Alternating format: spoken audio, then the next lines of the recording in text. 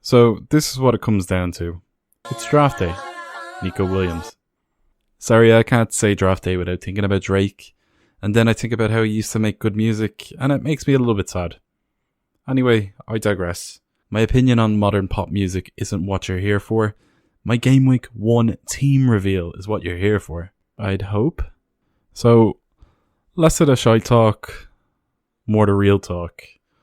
The first two positions that you have to choose are your goalkeepers. And something really interesting has happened in the last couple of days. Leicester sold Kasper Schmeichel, and Fantasy Football Terrace have done something very nice. They have made Iverson the second choice goalkeeper, 4 million.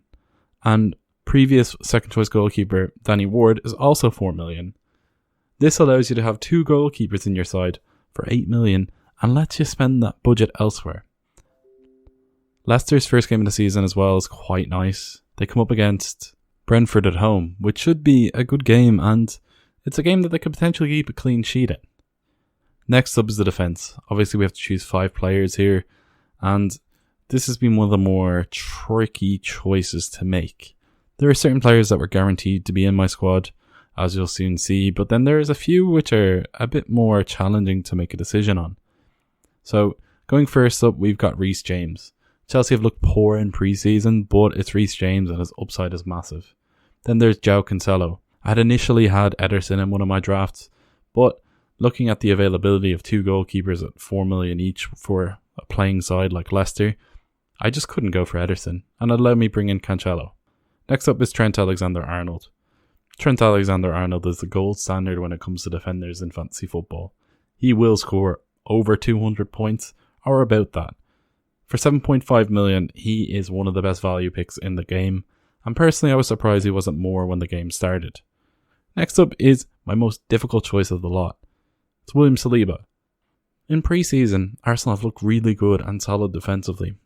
Whenever Saliba is on the pitch, they do not concede, and that could translate into the Premier League as well. He's looked really good for them, and I think at 4.5 million, he's one of the better picks, and Arsenal's fixtures are very good to start with. My final pick is a 4 million defender, and it's Nico Williams. Draft day, Nico Williams. But yeah, he's hands down one of the best 4 million picks. It's him and Nathan Patterson. And to be honest, I don't know how much or how often Nathan Patterson's going to play, but Nico Williams is going to be playing as a wing back, so it's value.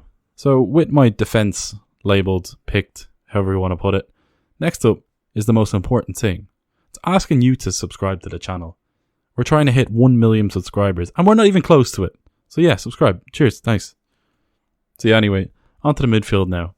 In midfield, again, there's 5 midfielders that you have to choose, and there is lots of options here. So many options that you're not going to get the right ones, let's be real. You can't fit everything in. You can't fit in Kevin De Bruyne, Son Heung-min, and Salah. And to be honest, Salah is essential. I know essential is a term that's thrown around quite loosely, but he is. You have to spend your budget wisely here, and there's going to be quite a few difficult choices to make. So I'm going to go now and talk to you about mine. Obviously, I've already picked Salah, so you know that's going to be there. But then, in midfield as well as that, I'm going to pick Luis Diaz, who's his teammate. He should be starting the season as Jota isn't fully fit. I'm not sure Firmino is too much of a risk for his position, because he will be playing on the left, and he did look good after signing from Porto last season. Next up is 5.5 million Neto. Neto looks immense in pre-season. The only risk that he has is that there's no striker as a foil. Hwang could be playing up front as a striker. I'm not really sure if that will impact Neto. Wolves in general aren't really that much of a goal scoring side, but at 5.5 million, with his underlying stats from the last couple seasons, he looks a real gem of a player. Next up is Bukayo Saka from Arsenal. Bukayo Saka's looked immense in pre-season. He's just improved year on year. He's a resilience about him, and he's just a quality player. I think he's got the potential to be world class, and this could be his breakout season, so to say, where he could score 15 goals, get 10 assists, and he could be one of the value picks of the season. Looking at the 8 million picks, Luis Diaz and Saka are both two of them, and I think there's quite a few options there, like Mason Mount, Kulusevski, Maddison. Plenty of options there, even Phil Foden and Mahrez. It's all about trying to pick the right ones. I think early season Diaz has better fixtures. I really fancy that Fulham game. And Saka, I just think he's class. He's on penalties as well. Final pick in midfield is Andreas Pereira. He's 4.5 million, and he's one of the better picks for that. It's pretty much nailed on. He'll be playing either as a 10 or as an 8 for Fulham, and he's going to get a fair few chances. He'll also be on corners for in-swinging corners, and he could be on both sides considering Wilson's injured. He'll be on most of their free kicks as well, so he could get the odd goal here and there. At 4.5 million, I don't think there's many better picks. Next up, we have the strikers. Now, to be honest with you, I made a change earlier on today, and it was getting rid of Anthony Martial into my side. And it just proceeded that anyway, he got injured, so my hand would have been forced regardless. So it was a bit of a sticky point. The issue with up front is there seems to be quite a lot of interesting picks at different price points. For your Haalands, there's a Kane, there's Darwin Núñez, and then there's also other players like Gabriel Jesus and previously Anthony Martial before he got injured. At the cheaper options, there's not really too many that I'd be too interested in. Mbeumo's a bit interesting, Tony's a bit interesting considering the fixtures, and Brighton have a few good fixtures, but do you really want Danny Welbeck in your fantasy football side? Exactly. So anyway, going on to it, the first decision is obviously which premium, and that premium is Erling Haaland.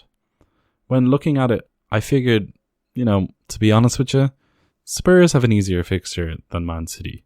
They've got Southampton at home, but they've got more difficult fixtures beyond one game week, and you don't make decisions based off one game week. I think Haaland's going to be in there for the foreseeable future, as long as he doesn't get injured. Next up is Gabriel Jesus, the most owned player in fantasy football history at Game Week 1. Over 70% ownership. If you don't own him, you are running the risk of really being impacted. I think he's a good pick at 8 million, starting for a good side like Arsenal. He'll get chances, and if he's the main man, you never know what he can do. My final pick up front is Cameron Archer. It's an enabler. It's 4.5 million. He'll get minutes, I think, especially with 5 subs this season. He's going to be my last player on my bench, and I do think because of the fact his low ownership, he's less likely to have a volatile price in comparison to somebody like Taylor or Greenwood at Leeds. So yeah, that's just something to consider. Next up, we got to choose the 11. If you're looking at this, I'm pretty sure you could guess it yourself. The side is going to have Iverson in goal because he's been playing in preseason over Ward. Then Trent Alexander-Arnold, Reece James, João Cancelo, William Saliba. Nico Williams will be on the bench. In midfield, it will be Salah, Luis Diaz, Neto, Saka, and Andreas Pereira on the bench. Up front, it will be Haaland and Jesus with Archer on the bench. The final pick is who's my captain and who's my vice. To the surprise of absolutely nobody, my captain is Mohamed Salah, and my vice is Erling Haaland. So, what do you think about the team? Do you like it? Is there anything you'd change? At this stage, this is my team going into this season. The most difficult position that I had to pick was my 4.5 million defender. And a lot of you are probably going to be looking at this going like, Paddy, you're a Man United fan. Where are the United players? And I'm just going to say to you, I don't trust us. So yeah, I don't have any of our players. I could in future fixtures once the games turn a little bit easier. But for now, I'm not going to have any of them. So yeah, comment, leave a like, subscribe. If you enjoyed it, leave a comment down below. Really appreciate it. Subscribe as well, really helps the channel. Share it, why not? Anyway, I've been Paddy, and if you've lasted this long in the video, congratulations. You're an odd fan. Chat to you later. Over and out.